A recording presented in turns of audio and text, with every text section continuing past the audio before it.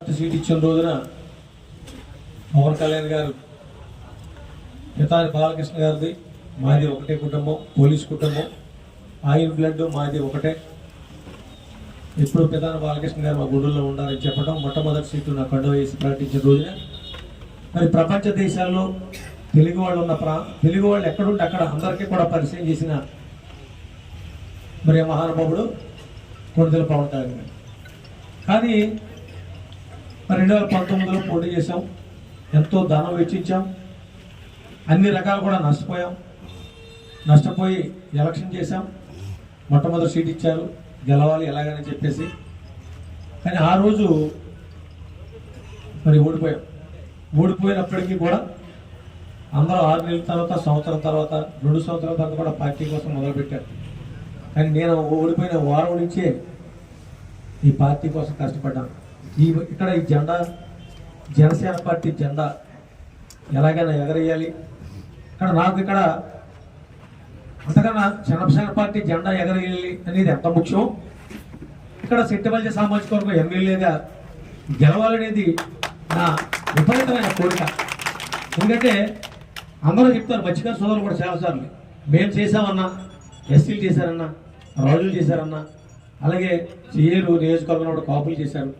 ఇంతమంది సామాజిక వర్గం ఉండి మీరు గెలవలేకపోతారు. ఈసారి ఎలాగైనా మీరు గెలవాలి అనుకున్నప్పుడు 3 సార్లు ఓడిపోయాం. ఈసారైనా ఖచ్చితంగా మా సామాజిక వర్గం నాకు సహకరిస్తుంది, ఖచ్చితంగా గెలుస్తాం. అన్ని కులాల్లోని, అన్ని మతాల్లోని, అన్ని పార్టీల్లో కూడా మంచి మరి ఆ అభిమానాన్ని సంపాదించుకున్నాను. ఖచ్చితంగా నాకు ఓటేసి గెలిపిస్తాననేది ఇటు బుచ్చిబాబు అయినా గెలుస్తుంది, ఇటు నేనైనా గెలుస్తుంది. ఎవరైనా కూడా ఇక్కడ గెలుస్తాయని అన్ని సర్వేలు చెప్పాయి. ఏమి ఇక్కడ బుచ్చిబాబు అయితే గెలుస్తుంది, పితాని బాలకృష్ణ ఓడిపోతుందని ఏ సర్వే చెప్పలే. ఎవరిలో ఇద్దరు ఎవరైనా సరే గెలుస్తాయని చెప్పాయి. కానీ కొన్ని పరిస్థితుల వల్ల మరి పొత్తులో భాగంగా వారు తీసుకోవడం జరిగింది, తప్పులేదు.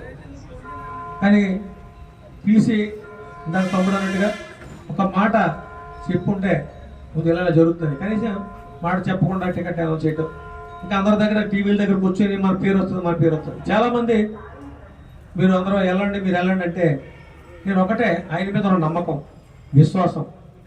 నేను నమ్మకం పెంచుకున్నాను, పూర్తిగా ఆయన మీద నమ్మకం పెంచుకున్నాను, పూర్తి విశ్వాసంతో ఉన్నాను. ఎట్టి పరిస్థితుల్లోనే కూడా నేను ఆయన అనుకునే పరిస్థితుల్లోనే నేనున్నాను తప్ప ఆయన వేరు నేను అనుకోలేదు. ఖచ్చితంగా మొట్టమొదట లిస్టులో నా పేరు వస్తుంది అని నేను ఆశించాను.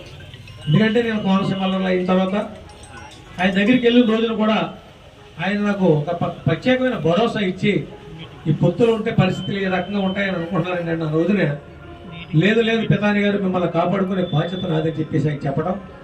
నిరంతరం కూడా పార్టీ కోసం మొత్తం కుటుంబాన్ని వదిలేసి, భార్యను వదిలేసి, పిల్లలు వదిలేసి, వ్యాపారం వదిలేసి ఈ పార్టీని ఎలాగైనా సరే గెలిపించాలి అని ఒక గొప్ప ఉద్దేశంతో ఈ పార్టీని గ్రామ స్థాయిలో, పూర్తి స్థాయిలో మరి తీసుకెళ్ళడం. అలాగే పార్టీ అధ్యక్షులు ఇచ్చిన ఏ కార్యక్రమాన్ని సరే ఛాలెంజ్గా 175 నియోజకవర్గాల్లో చాలా గొప్పగా చేశాను. క్రియాశీలక సభ్యత్వాల విషయంలో కార్యకర్తలకు ఆర్థిక ఇబ్బంది ఉంటుందంటే మొట్టమొదటి 2 సంవత్సరాలు కూడా 18 లక్షలు సుమారు ఒకసారి, 19 లక్షలు సుమారు ఒకసారి కార్యకర్తలకు నేను సభ్యత్వాలు చేయించిన నాయకుడు ఎవరు ఉన్నాడంటే నేను ఒక్కడిని మాత్రం, పితాని బాలకృష్ణ మాత్రం. ఎవరు చేయించింది ఈ సభ్యుడు మీరు ఎవరో చేయించుకోండి లేదని అవడం తప్ప, నేను నా కార్యకర్తలు నా ముఖ్యం, నా ప్రజలు నాకు ముఖ్యం.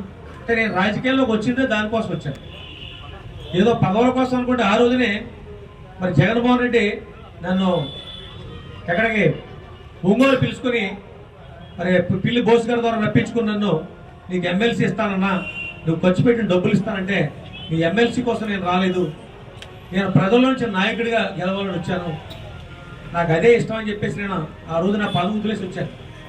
అంతెందుకు మొన్న కొడుకుడు సునట్రావు గారికి ఎమ్మెల్సీ ఇచ్చేటప్పుడు కూడా నాకు వచ్చింది. ఆ రోజునే నేను సీకోట్ వచ్చేసాను.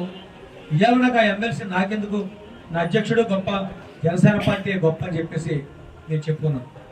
సరే ఏది ఏమైనప్పటికీ కూడా, నాకు కష్టమైనప్పటికీ కూడా దిగమింగుకుని నేను ఎక్కడో చోట నాకు సముచిత స్థానం ఇస్తానులే అన్న ఉద్దేశంతో నేను ఓపికగా ఉన్నాను.